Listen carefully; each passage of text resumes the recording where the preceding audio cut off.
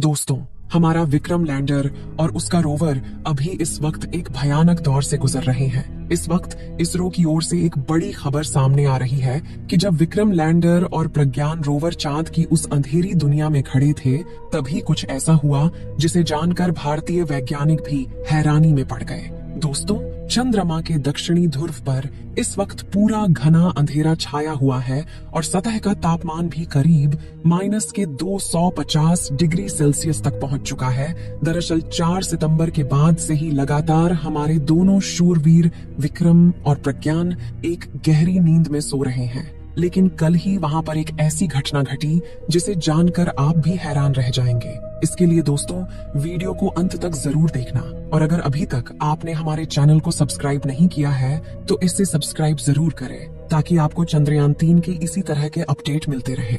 दोस्तों, वैसे तो 4 सितंबर को ही हमारे चंद्रयान 3 मिशन को इसरो के वैज्ञानिकों ने शट डाउन कर दिया था और इसे एक सफल मिशन घोषित कर दिया। लेकिन अभी ये खबर सामने आ रही है कि ये मिशन अभी और भी कई खोजों को अंजाम देने वाला है। लेकिन स्लीप मोड में ही विक्रम लैंडर ने हमारे वैज्ञानिकों को कुछ ऐसे सिग्नल भेजे हैं जो कि काफी चौंकाने वाले हैं। दोस्तों, 4 सितंबर के बाद अब तक करीब 10 दिन हो चुके हैं जब से हमारे लैंडर और रोवर चांद की उस अंधेरी दुनिया में बंद पड़े हैं। हालांकि ये पूरी तरह से बंद नहीं है, बल्कि इनके कुछ सेंसर और सिग्नल एंटीना चालू है जो पृथ्वी पर बैठे इसरो के वैज्ञानिकों को वहां की जानकारी भेज रहे हैं। विक्रम लैंडर ने वहां के तापमान की डिटेल जब हमारे वैज्ञानिकों को भेजी तो वो काफी चौंकाने वाली थी, क्योंकि इस वक्त वहां का तापमान -250 डिग्री सेल्सियस से भी नीचे जा चुका है और इस तापमान में मेटल में भी दरारें पड़ने लगती हैं। ऐसे में वैज्ञानिकों को इस बात की चिंता है कि कहीं विक्रम और प्रज्ञान के कंप्यूटर सिस्टम में लगी छोटी छोटी चिप्स में कोई खराबी ना आ जाए, क्योंकि बिना किसी हीटर की मदद से उन माइक्रो चिप्स में ठंड की वजह से दरारें पड़ सकती हैं, जो कि यान के कंप्यूटर को डैमेज कर सकती है।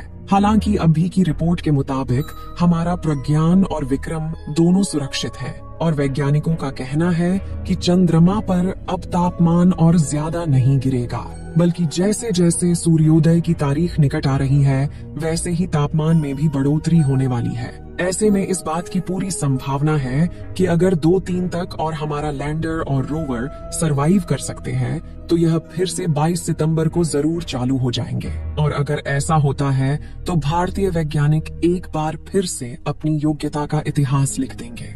दोस्तों, आज ही नहीं बल्कि इसरो के वैज्ञानिकों ने विक्रम लैंडर को स्लीप मोड में डालने से पहले एक और कमाल करके पूरी दुनिया को चौंकाया था, जिसमें चंद्रयान 3 के विक्रम लैंडर के चारों थ्रस्टर्स यानी इंजन को चालू करके इसे 30 से 40 सेंटीमीटर ऊपर की तरफ उठाया और उसके बाद इसकी जगह को चेंज करके इसे दूसरी लोकेशन पर लैंड कराया। और ये काम इतना आसान है नहीं जितना हमें लग रहा है, बल्कि धरती से करीब 4 लाख किलोमीटर दूर किसी दूसरी दुनिया में पड़े किसी अंतरिक्ष यान की जगह चेंज करना अपने आप में एक बहुत बड़ी मिसाल है। आपको जानकारी के लिए बता दें कि चंद्रयान 3 के लैंडर को दोबारा से उड़ने के लिए नहीं बनाया गया था, बल्कि इसका केवल एक ही मकसद था कि चांद की सतह पर सॉफ्ट लैंडिंग करना, उसके बाद वहां की जानकारियां जुटाकर डिजिटल डेटा के रूप में पृथ्वी पर बैठे वैज्ञानिकों के पास भेजना।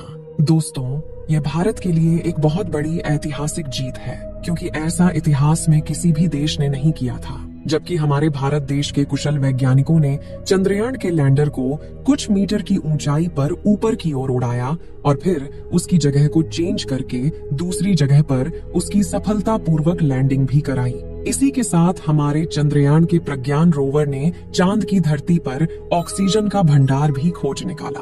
दोस्तों, ये ऑक्सीजन चांद पर वायुमंडल में मौजूद नहीं है, बल्कि ये चांद की जमीन के नीचे बने गढ़ों में मौजूद है। चांद पर ऑक्सीजन का पाया जाना हम मनुष्यों के लिए किसी खजाने से कम नहीं है, क्योंकि आपको पता ही होगा कि जीवन की उत्पत्ति के लिए ऑक्सीजन कितनी ज्यादा उपयोगी है। हालांकि चंद्रयान 3 ने चांद पर ऑक्सीजन के अलावा और भी कई सारे तत्वों की खोज की है, जिनमें sulphur, aluminium, calcium, iron, chromium, manganese और सिलिकॉन शामिल हैं। हमारे चंद्रयान ने चांद पर पहली बार सल्फर की खोज की है। इससे पहले किसी भी देश ने चांद की धरती पर सल्फर की खोज नहीं की थी। चांद पर सल्फर का पाया जाना भी काफी ज्यादा महत्वपूर्ण है। दोस्तों, इस वक्त चंद्रयान 3 का प्रज्ञान रोवर और विक्रम लैंडर स्लीप मोड में है और ये दोनों फिर से 22 सितंबर के दिन अपनी नींद को विराम देंगे और एक बार फिर से उसी जोश और ऊर्जा के साथ चांद की उस रहस्यमयी दुनिया को खोजने के लिए निकल पड़ेंगे। लेकिन दोस्तों, अभी इस वक्त जहां पर हमारा चंद्रयान 3 खड़ा है, वहां पूरी तरह से अंधेरा छा चुका है और इसरो के वैज्ञानिकों के अनुसार अभी इस वक्त वहां का तापमान करीब -250 डिग्री सेल्सियस है।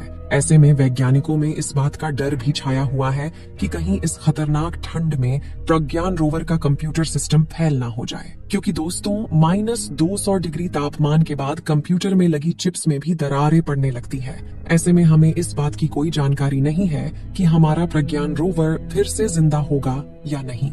लेकिन दोस्तों, आप कमेंट बॉक्स में हमारे चंद्रयान 3 मिशन के लिए दुआएं जरूर करना, ताकि ये एक बार फिर से दुनिया को ये बता सके कि भारत भी अब एक स्पेस पोवर बन चुका है।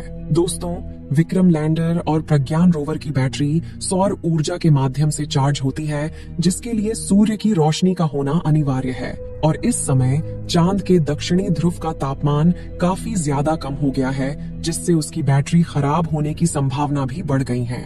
लेकिन हमारे वैज्ञानिकों का कहना है कि उन्होंने इसकी बैटरी में काफी ज्यादा एडवांस टेक्नोलॉजी का इस्तेमाल किया है, जिससे वो इतनी आसानी से खराब नहीं होने वाली। लेकिन -250 डिग्री की ठंड को झेल पाना इतना भी आसान नहीं है। अगर हमारे प्रज्ञान रोवर और विक्रम लैंडर की बैटरी सही सलामत रहती है, तो ये एक बार फिर से चांद पर रिसर्च करना शुरू कर देगा और इस बार वहां पर हाइड्रोजन गैस की तलाश की जाएगी, जो कि रॉकेट फ्यूल का मुख्य तत्व है। दोस्तों, इस वक्त जो तस्वीर आप लोग अपने मोबाइल फोन पर देख रहे हैं, यह तस्वीर विक्रम लैंडर की है, जिसे हमारे प्रज्ञान रोवर ने अपने हाई रेजोल्यूशन कैमरा द्वारा कैप्चर किया है। आपको बता दें कि यह तस्वीर उस समय की है जब चांद पर रात होने वाली थी और रोवर वापस लैंडर में जा रहा था। इसमें आप देख रहे हैं कि चांद की सतह पर अंधेरा होने के कारण वो कितनी चमकदार दिखाई दे रही है। जिस समय चंद्रयान का प्रज्ञान रोवर चांद पर रिसर्च कर रहा था, तो उस वक्त चांद का तापमान 20 से 35 डिग्री सेल्सियस के बीच था। ऐसी कंडीशन में रोवर को जितना समय मिल पाया, उसने कई सारे तत्वों की खोज की और वहां के तापमान की जानकारी को वैज्ञानिकों तक भेजा और साथ ही वहां के प्लाज्मा रेडिएशन के बारे में भी स्टडी करके विक्रम लैंडर को जानकारी दी।